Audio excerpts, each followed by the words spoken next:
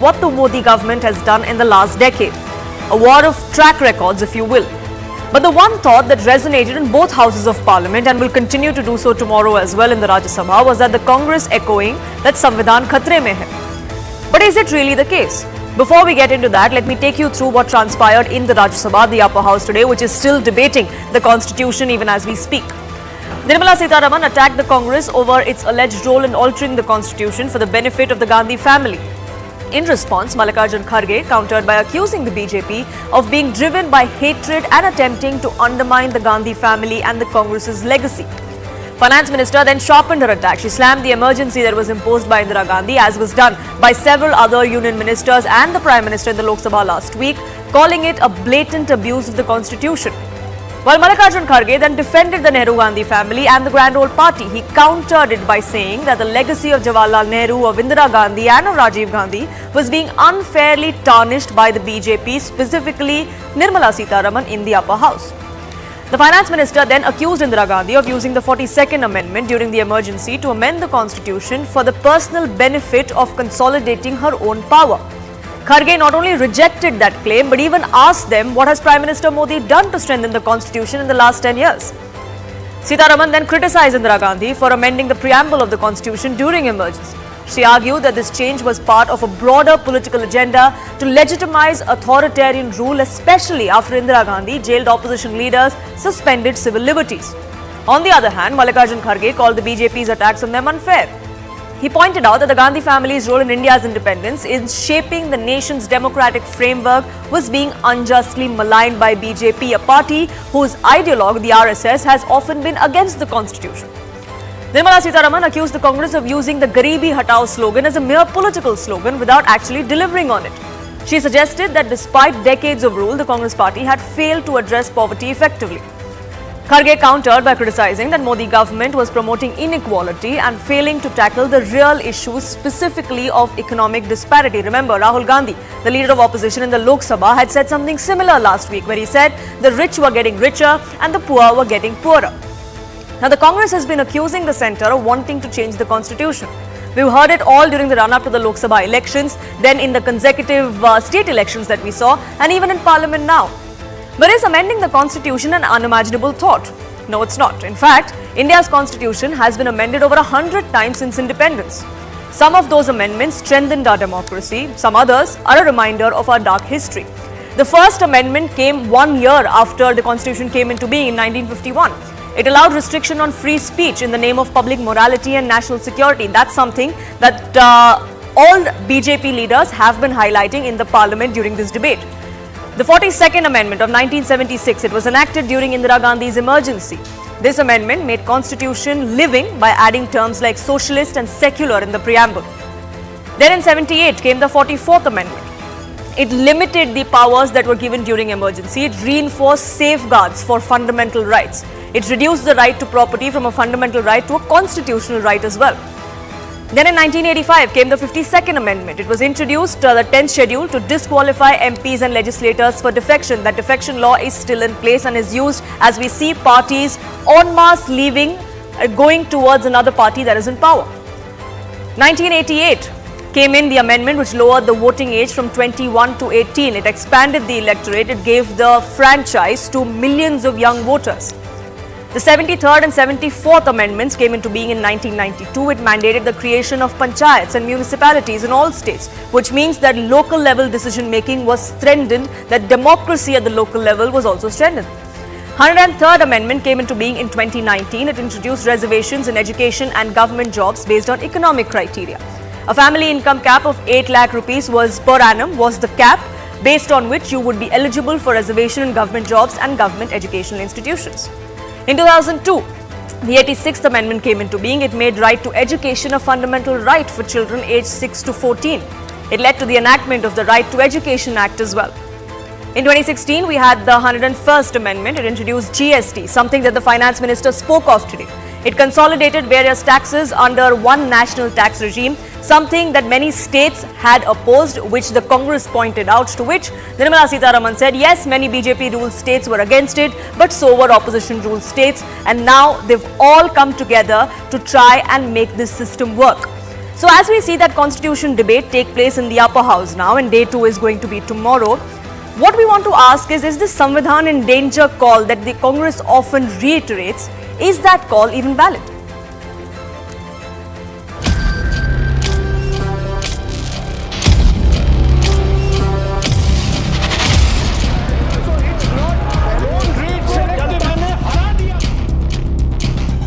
The amendments were not about strengthening democracy, sir, but protecting those in power. Again, the process is used for strengthening the family. जब यह संविधान बनी sir, उस वक्त संविधान को जलाने वाले लोग लालमय, ये जो रामलीला मैदान में इन्हों जलाए उसने। जिस विपक्ष स्वतः संविधान का मान सम्मान नहीं रखता और प्रधानमंत्री जी ने बड़े सीधे तरीके से उनको बेनकाब किया। उनको एक गांधी परिवार से फोबिया है और एक नेहरू के ऊंचे कद के सामने उनके अंदर हीन भावना है। ये जनसंघ की मंशा थी।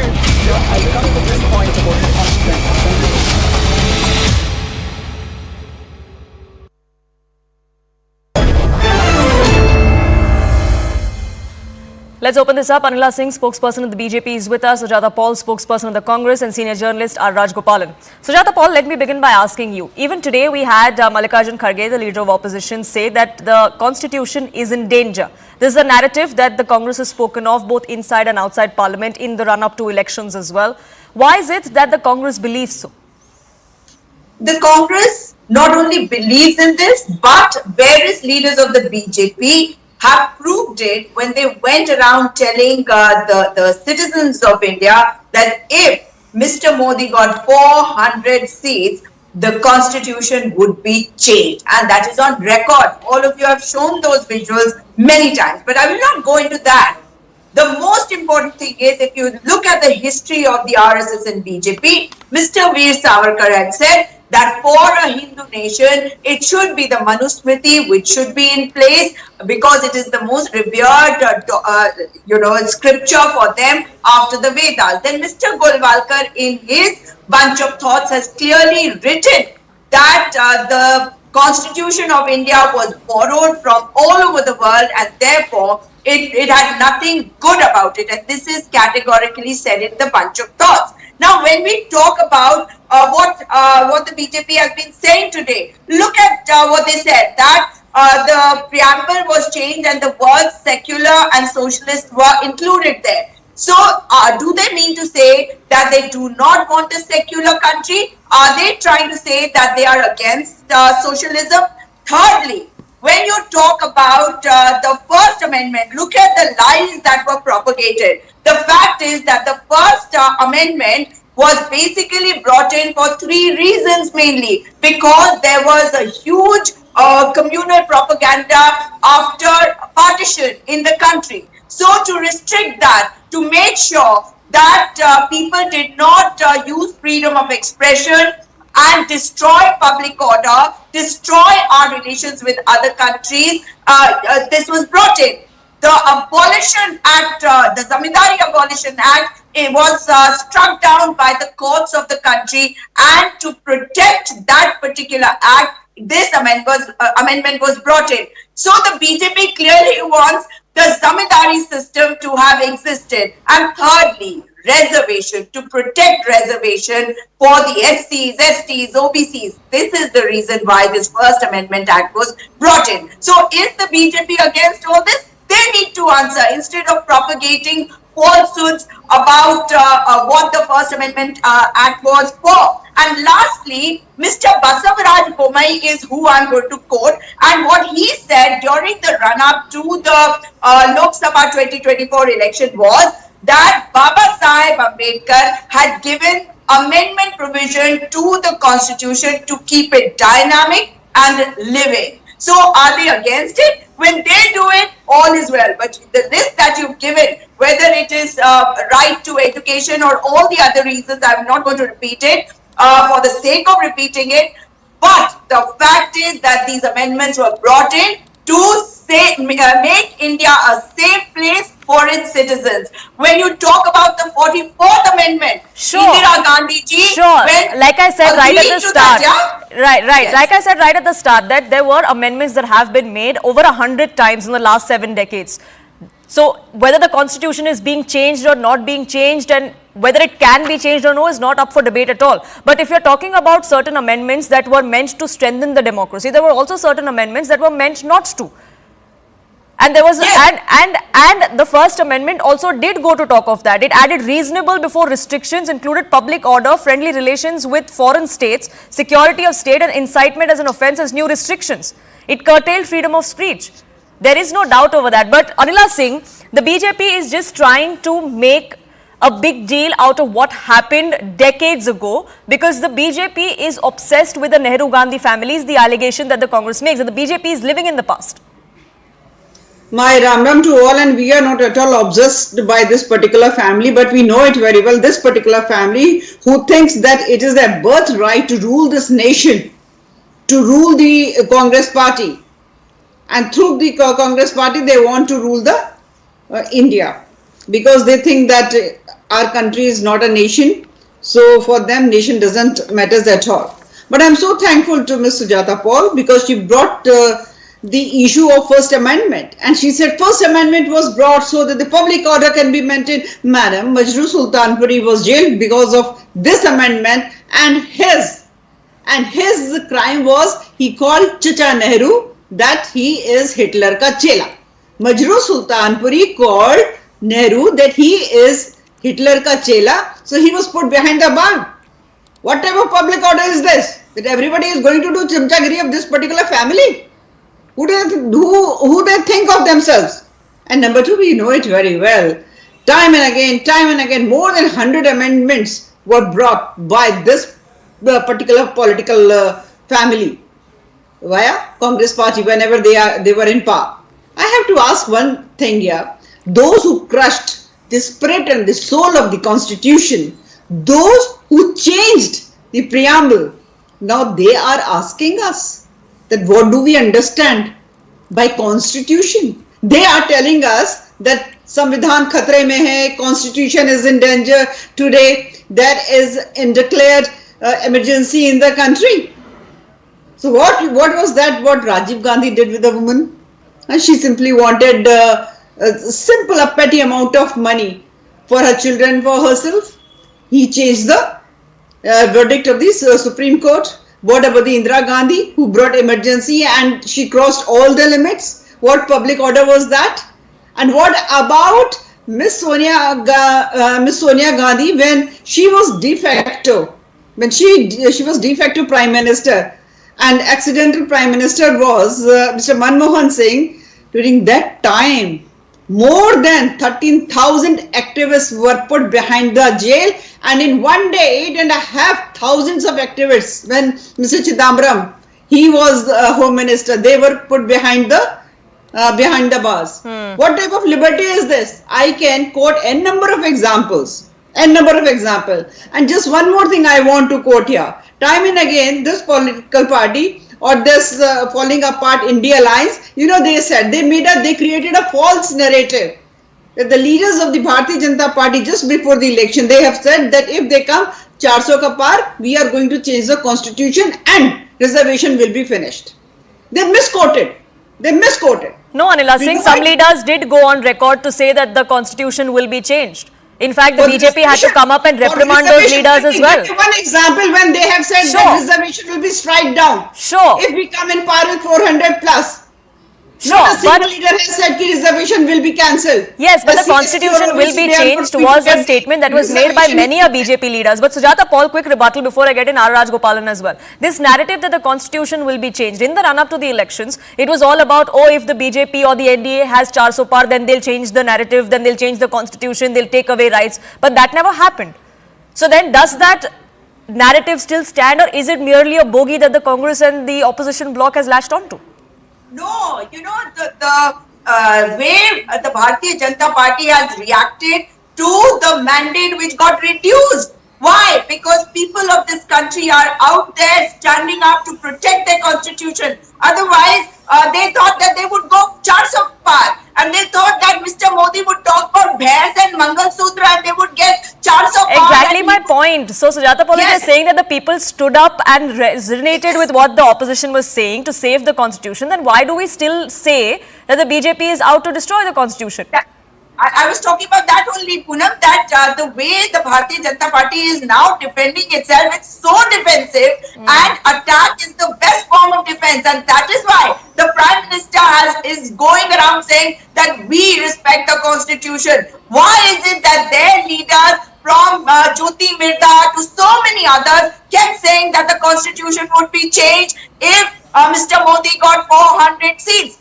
They were candidates of the BJP. They weren't mere members of the BJP who were saying it, and that is why they are defending and attacking the Congress party. Shows that they want to prove it to people that the Congress party's narrative was wrong, but the Congress party's narrative was the truth, and the people of this country also recognized it. Today, all the institutions are being misused. There is an undeclared emergency. But as far as institutions being misused is concerned, it was during the UP era, if I'm not mistaken, when the Supreme Court had pulled up the CBI and called it a cage parrot. But let me get in R. Rajgopalan in as well.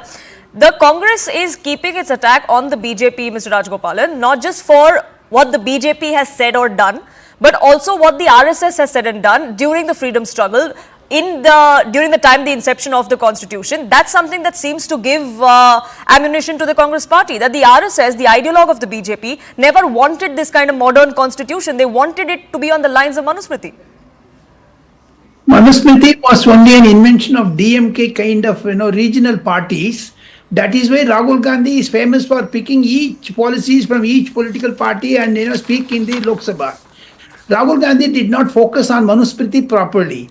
My understanding of Rahul Gandhi has been, he does more theatrics than the coming into the spot type of thing. It's Palestine bag. You cannot wear a Palestine bag and come to parliament, What is the difference between OIC and Priyanka Gandhi? Second thing, Karge's speech in Rajya Sabha, there's no spark. He repeated whatever, said by Rahul Gandhi in the lower house. Second thing, if you differentiate between Lok Sabha and Rajya Sabha, Poonam, today Rajya Sabha debate is very dull.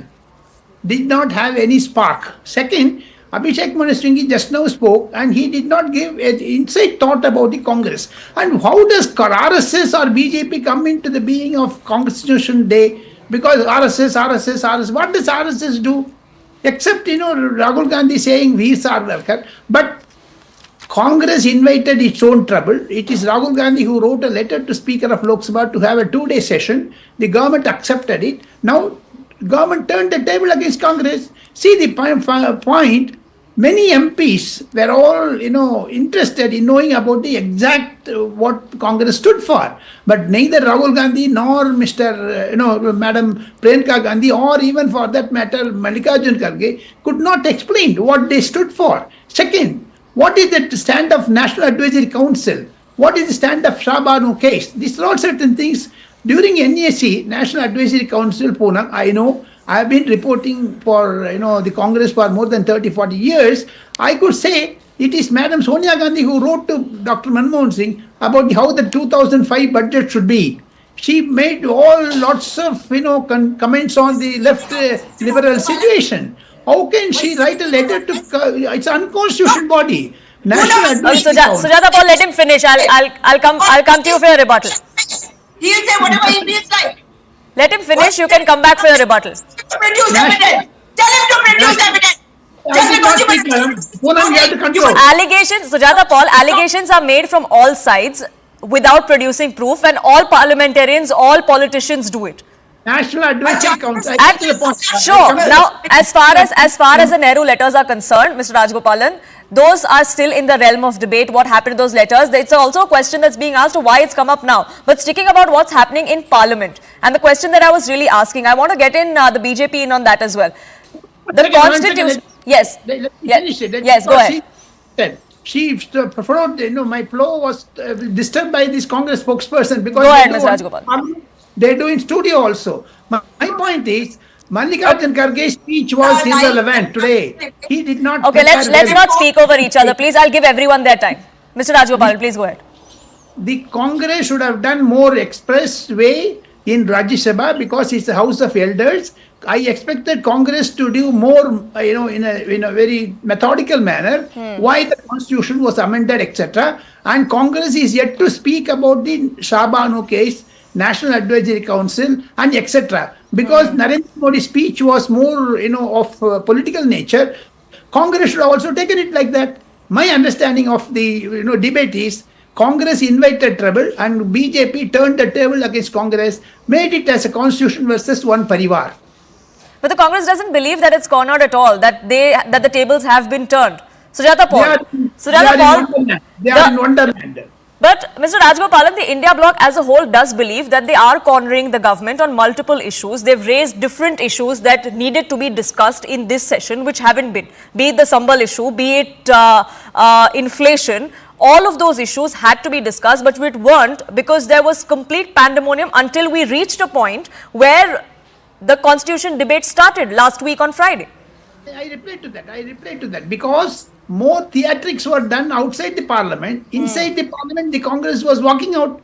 They should have cooperated with the government. Whatever the amount of drama Rahul Gandhi did, having a mask and also a bag and also T-shirt, stickers, etc. These are all done by which is also their constitutional right, though, as far as protests and dissent and free speech is concerned. But Anila Singh, Lok Sabha and Rajya Sabha, whatever this Congress sure. But Sujata Paul, okay. So Sujata Paul, about these protests that we saw in Parliament.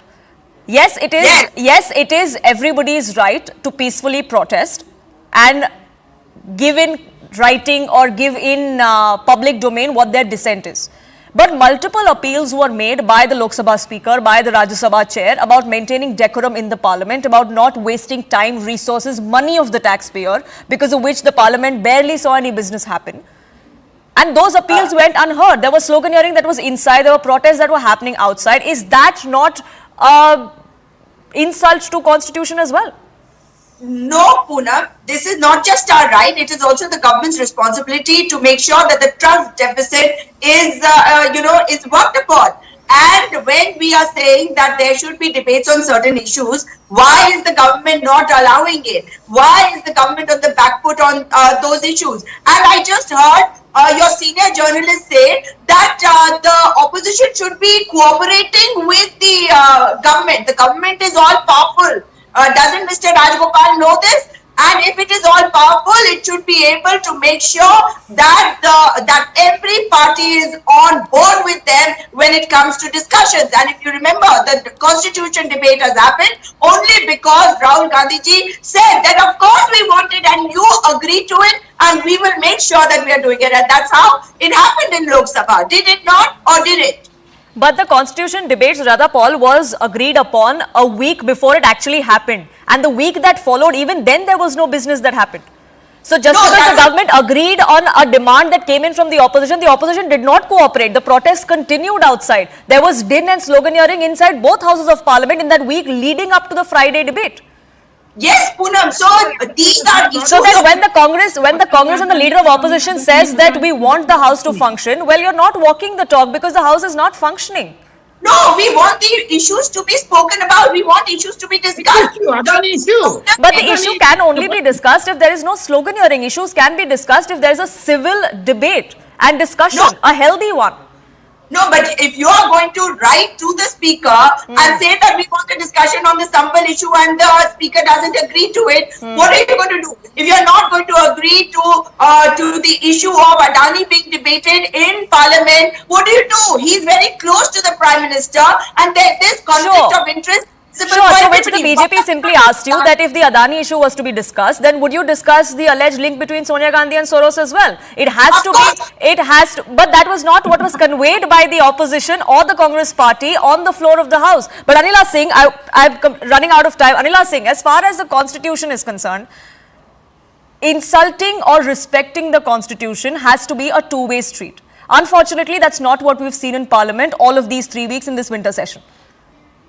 Eventually, the onus is on the government of the day to ensure that Parliament functions. Isn't that a disrespect to the constitution and the people and the taxpayers of this country as well? You're absolutely correct. Onus is on the government. You're right. But at the same time, if somebody goes on the suicidal mode, you can give that person a treatment which can help that person to come out from that situation. But what we are observing, that opposition in today's day, especially this particular political party, Indian National Confused Party, they are totally on suicidal mode. They do not want to discuss. They just want to make ruckus. That is the sole motto of this political party, to come to parliament. And in today's date, like I was listening to Mr. Rajgopal, and he was saying that dramatics of the Rahul Gandhi, it is his majboori, because of the competition is in between brother and sister. कौन ज्यादा dramatic कर सकता है, कौन Palestine का bag लेगा, कौन सा टी शर्ट पहनेगा. So the competition is in between the brother and sister who can get more photo optics. This is what they are after, and they should not preach us what constitution is. A political party, whenever they have come into power, we know. Now the latest, I just want to know, if I talk about the section 66A, which was brought in, which was roped in, about information and technology, is it somehow, does it give you any sort of freedom of speech power? Of course not. If we talk about the fundamental rights, if we talk about the equal rights to practice your religion, is it here in India? Of course not, because they have appeased one particular religious community. They have targeted majority population in our country. There are so many things this party has done to demean, to ridicule this nation of us and Hindu Sanatanis. This political party. It's interesting because that's the same allegation. It's interesting because that's the same allegation that the Congress and the opposition makes against the BJP, that you're trying to erase, you're trying to malign the legacy that India has had. Yes, the Congress party of the UPA has been in power for decades, but that is the history of this country and you cannot change or erase that as well. But I have to leave it there. I thank you all. I thank you all for joining us here on this edition of Plain Speak and sharing your perspective. We are slipping into a quick break here, but on the other side, we'll get you another controversy that the Congress is mired in. This is over the Nehru letters that the Prime Minister's museum wants back. Why is it? We'll tell you.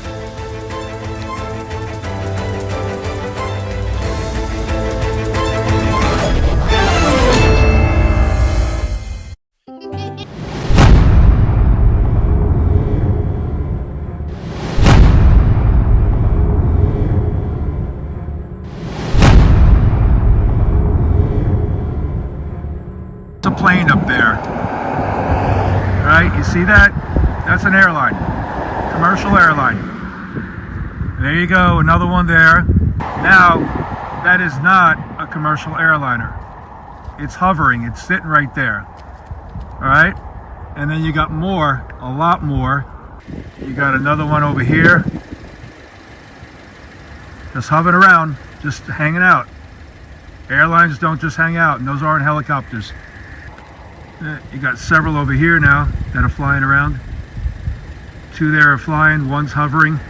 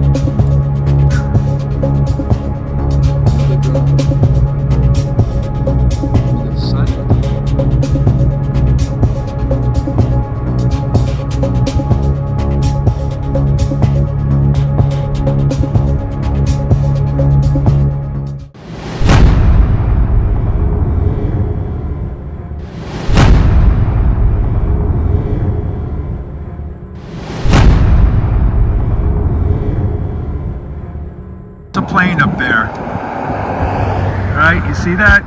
That's an airline, commercial airline. There you go, another one there. Now, that is not a commercial airliner. It's hovering, it's sitting right there. All right? And then you got more, a lot more. You got another one over here. Just hovering around, just hanging out. Airlines don't just hang out, and those aren't helicopters. You got several over here now that are flying around. Two there are flying, one's hovering.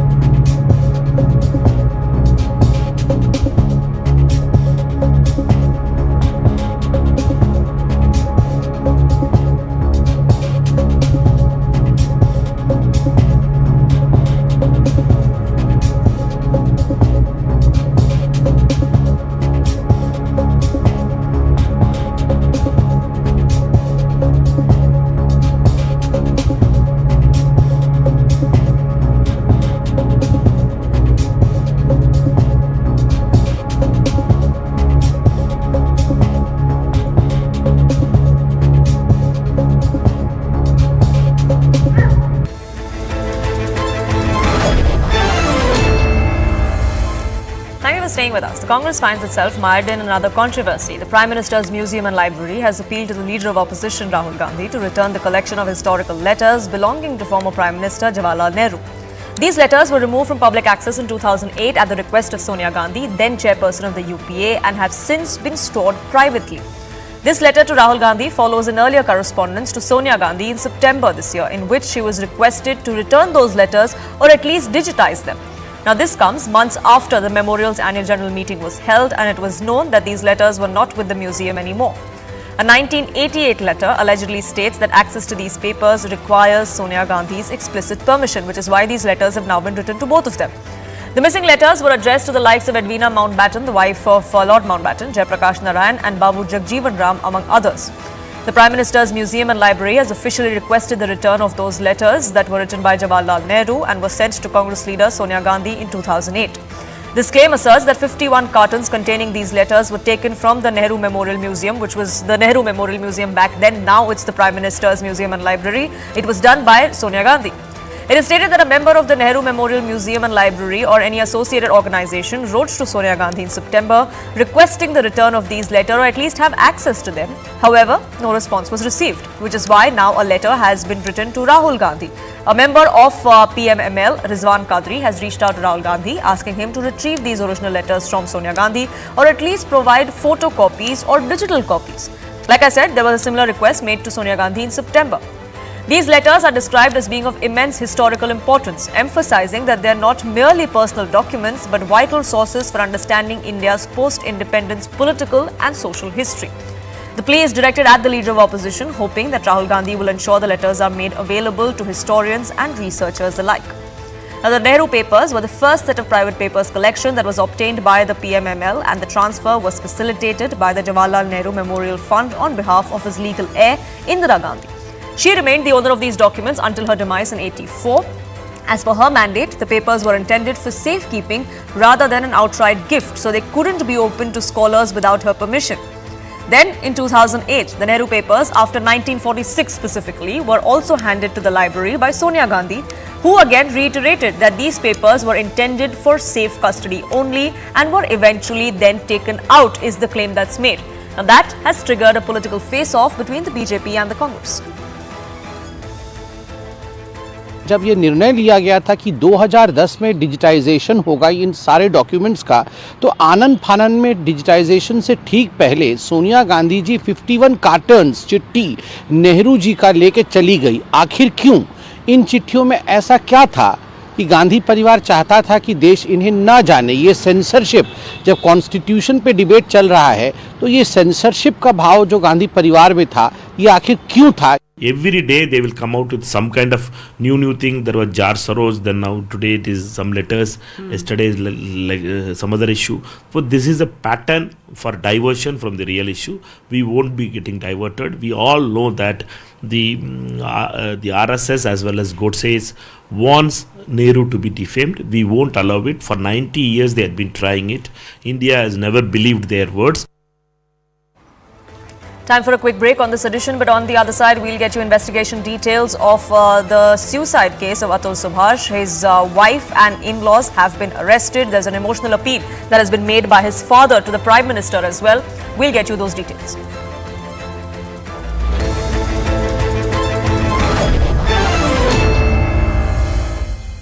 MDH का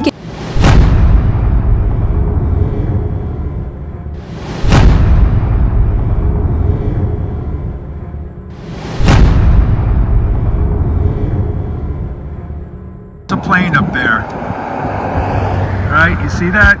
That's an airline, commercial airline. There you go, another one there. Now, that is not a commercial airliner. It's hovering, it's sitting right there, all right? And then you got more, a lot more. You got another one over here, just hovering around, just hanging out. Airlines don't just hang out, and those aren't helicopters. You got several over here now that are flying around. Two there are flying, one's hovering.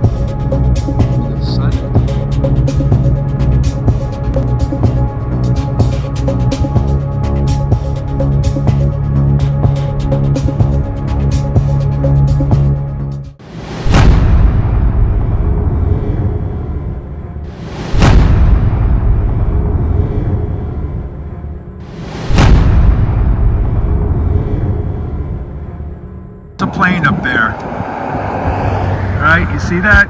That's an airline, commercial airline. There you go, another one there. Now, that is not a commercial airliner.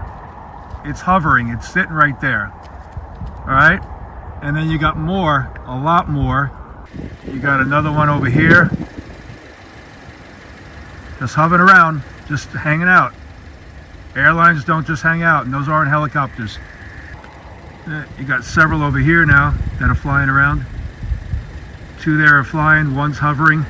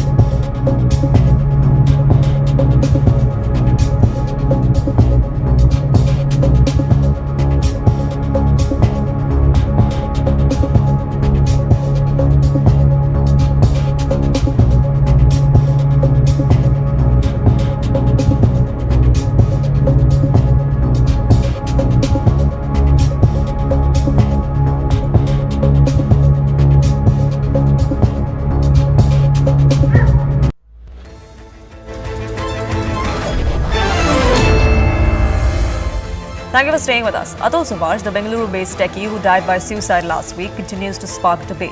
A week later, his wife and in-laws have been arrested for abetment to suicide.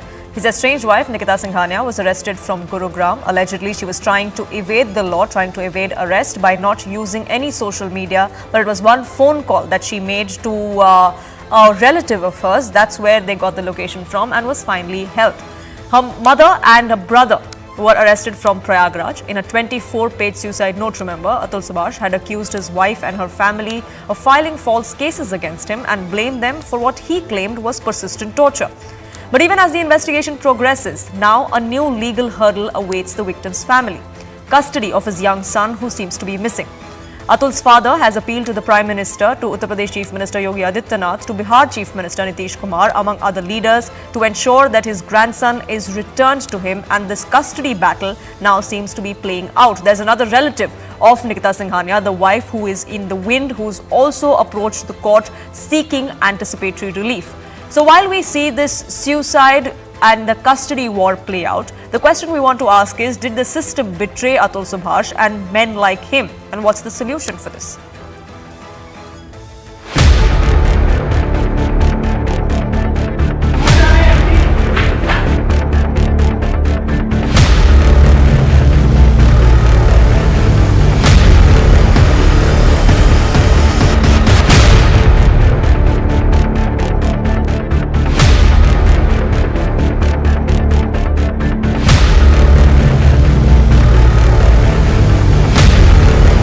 Arrested near Hotel Rameshwaram in Prayagraj, Uttar Pradesh, and they brought to the Bangalore and produced before the Honorable Judge, and they have been remanded for judicial custody. Yeah, multiple teams were sent to different places, so we were able to arrest the accused.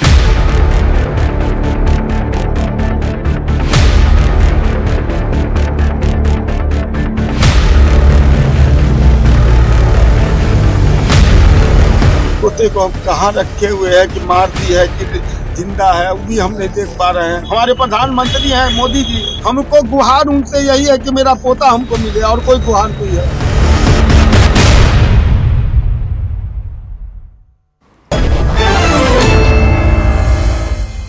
Lawyer Atul Srivastava joins us on this broadcast. Vandana Shah, lawyer, would also be joining us shortly. But Atul Srivastava, let me begin by asking you, now, Ashutosh Srivastava, I beg your pardon. Let me begin by asking you, it's not just about the investigation into this suicide anymore. Now there is the custody war that's playing out as well. There are several allegations that are coming to the fore that the grandson is missing. The family has raised questions about the whereabouts. How exactly are they going to be getting custody of him? Is it possible for Atul Subhash's father to get custody of his grandson? And how long a legal hurdle is that going to be? See, at present, if the mother is arrested, so in that case, now the matter will of course go to the court. Maybe the family members from the accused side will also try to get the interim custody, or maybe Atul's parents, they would also go. Now the court has to look into that aspect. There is no any specific law to that, but the court has to basically see the welfare and well-being of the child. the child is protected where his daily necessities and his security can be taken care of in a better way. So all these aspects the court has to see and decide accordingly. Now, so far as this particular arrest is concerned, obviously Karnataka police, they have done their best possible. They have also ensured the safe arrest of all these accused, till the time they all reach to Bangalore police station after the arrest. And they would be, they have to be produced within 24 hours before the concerned court, which they have been produced. And based on all the documentations, everything in place, the court has further granted the judicial custody.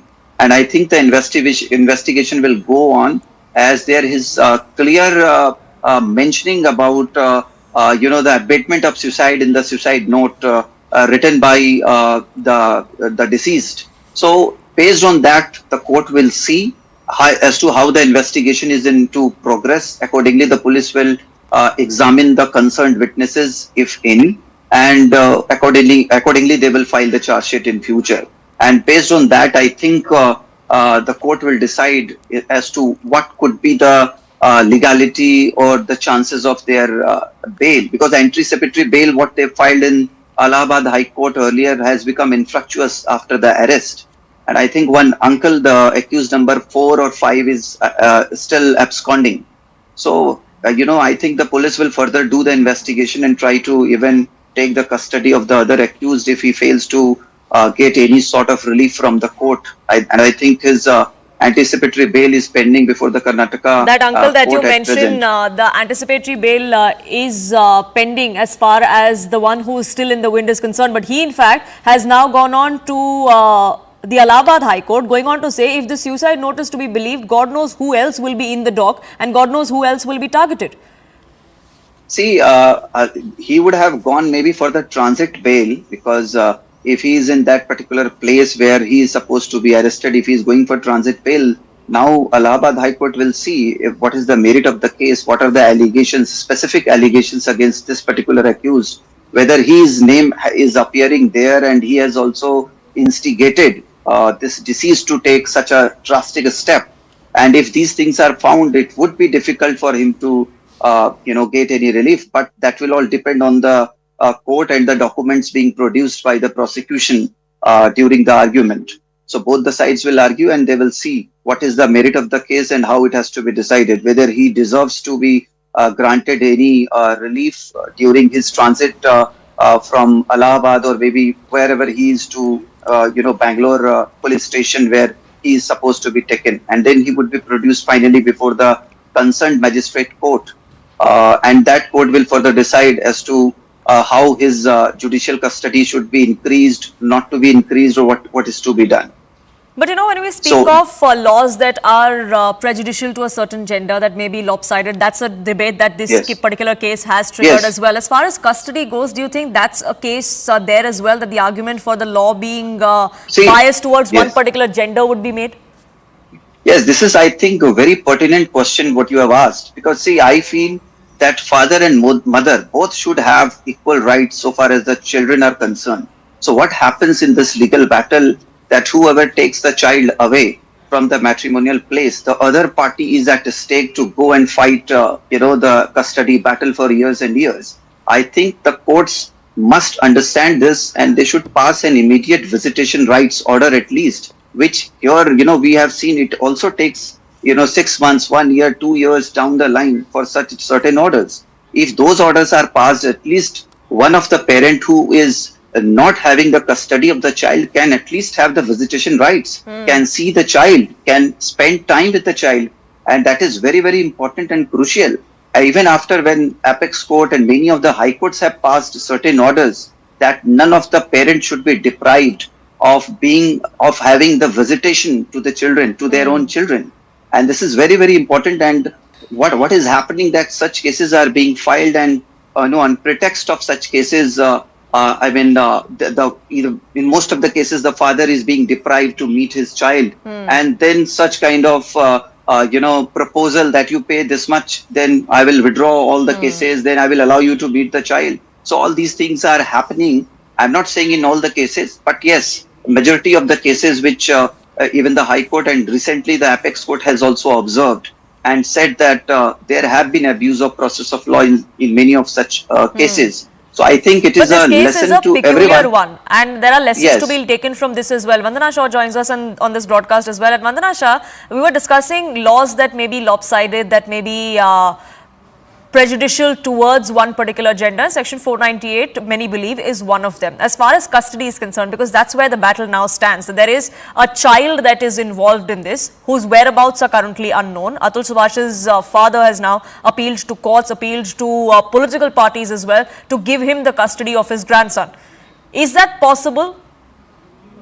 Poonam, firstly, I'd like to start by condoling Atul Subhash's death. You know, I just think that poor boy, he just lost his life because he just was under so much of pressure and he just wasn't guided properly, even by whatever the laws and whoever was guiding him. You know, and he just was really frustrated even by all those visits. But coming to the pertinent section of can the grandparents seek custody of the child? Yes, it has happened in the past. And the grandparents could seek custody of the child. That is not against the law. But also referring to what my learned friend has also said, that, you know, a lot of times the custody laws are misused against from one spouse to the other spouse. I do agree about that. And in fact, a couple of years ago, I had made a suggestion to the Attorney General where I had written, you know, how do we fast track divorce cases, because divorce cases are very different just from property matters, and they're also very different from other cases which are there because your entire personal life comes on hold. So, you know, the two things that I had recommended was A, right at the inception of the case, forget sending them for counseling. You just start off with two things, which are the most important things in a divorce. One is access. So it is that the father and the mother get equal access till the matter is decided. And the second was, what is the interim maintenance, or what is the monthly maintenance that will be paid both for the child. I'm only on the child at this stage. You know, what will be paid for the child and what will be paid later for the mother. You know, but your child's interim maintenance should be decided immediately. I'll explain about that. Essentially, your child's needs, let us assume that the child is 5 years old. The child will go to school. The child will probably have some sort of help to assist the mother in looking after the child. The child has certain needs, which are the medical needs. The child has certain extracurricular needs. Now, why can't these basically be decided right at the beginning of the case when you file for divorce? When all this is not decided, then the litigants are also tempted to misuse the law. And they, I feel, sometimes feel that unless we do that, there is no relief. You know, let's not forget that also wives don't get interim maintenances, although the law mandates that you must get an interim maintenance for within 6 to 8 months of the filing of the case. Let me clear that it's not only the wives. I've also said it before that Section 24 of the Hindu Marriage Act mandates that it is not only the wife, it is the spouse who can file for interim maintenance. So I'm talking about the wives because that is the larger context here. And 90 to 95% of the time, it's women who file for interim maintenance. I have yet to come across, I only know of one case where the husband had filed for interim maintenance. So I won't elaborate on that right now.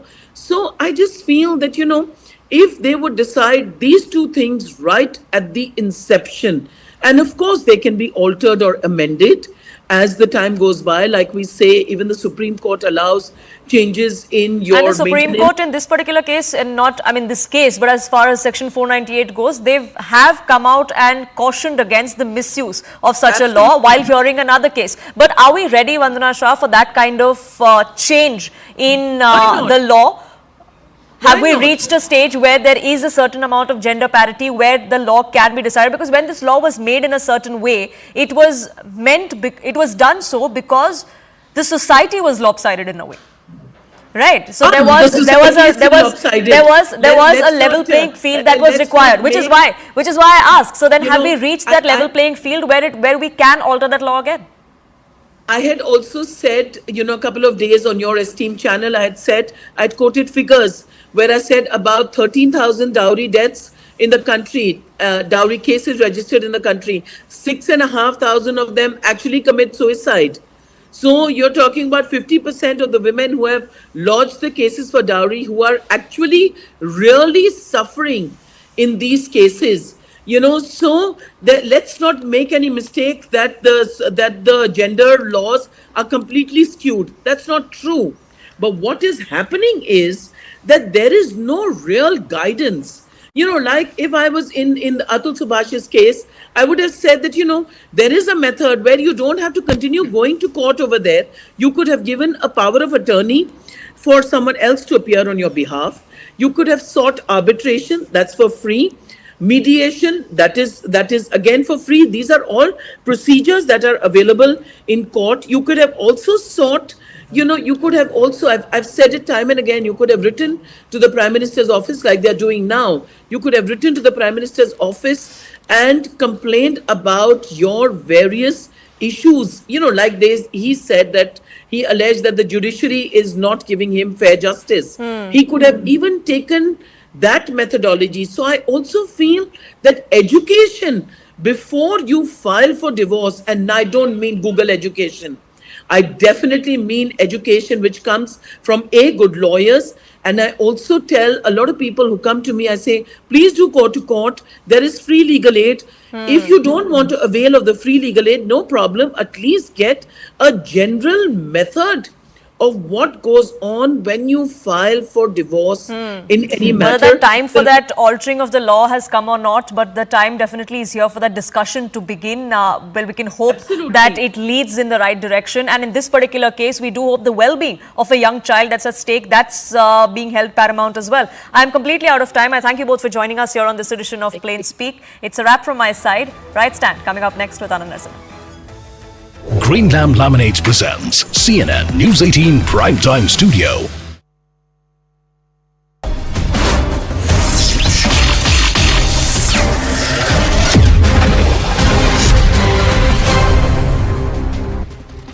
Namaste, Jai Hind, and welcome to this edition of The Right Stand. I'm Anand Narsuman, and we are coming to you live from the CNN News 18